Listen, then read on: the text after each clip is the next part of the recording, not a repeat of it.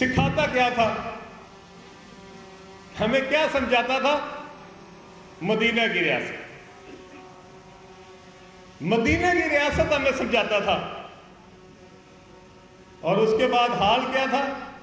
گھر میں تجوری میں پیسے آ رہے تھے، فراگوگی اکٹھے کر کے بھیج رہی تھی، ماشاءاللہ بزدار صاحب بھیج رہے تھے، کے پی سے آ رہے تھے، پیسے گھر میں آ رہے تھے، تجوری اپنے گھر والی کے پاس تھی، اور ماشاءاللہ آنکھوں پہ پٹی بندی تھی، اور ہمیں سمجھاتا تھا مدینہ کی ریاست۔ شرم ہی نہیں آتی انسان کو؟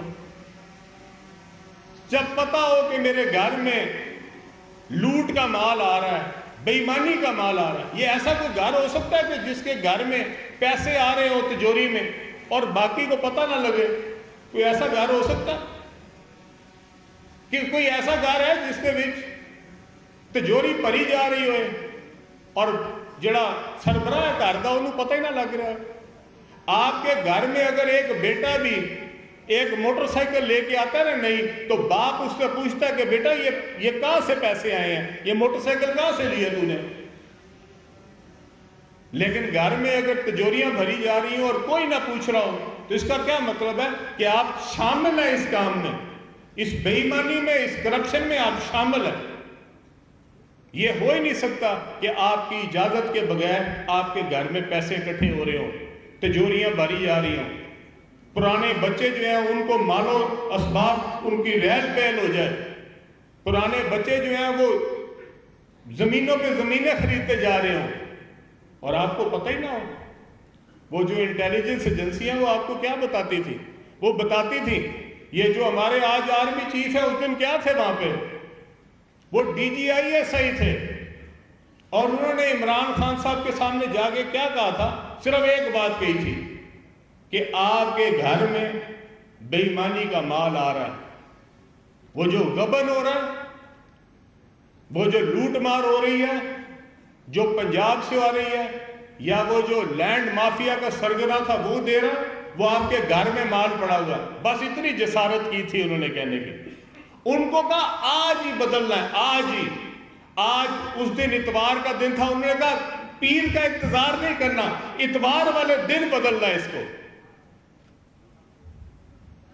یہ جب آپ کے حالات ہوں، آپ قوم کو آگے کیا سکھا رہے ہیں؟ نیا پاکستان۔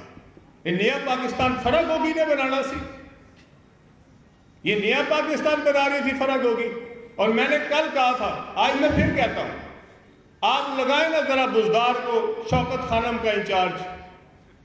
آپ نے ہمیں 15-20 سال ایک ہی بات سمجھائی ہے، کان ہمارے پک گئے تھے، دیکھو میں نے کتنا میرٹ لے کے آیا شوکت خانم میں، اور شوکت خانم بخا بخا کے سانو بزدار دے دیتا۔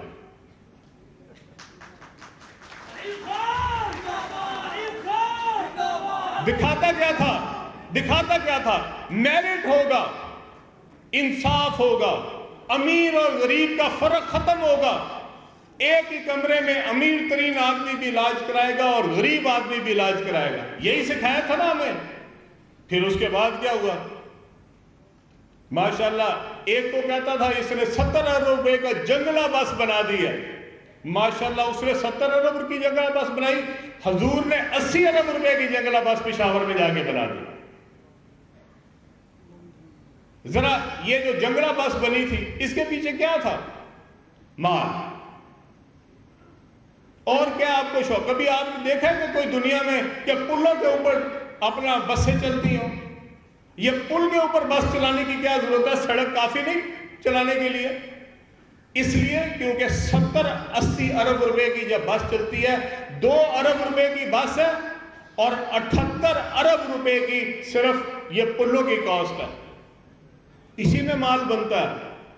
2 ارب میں کیا مال بننا تھا؟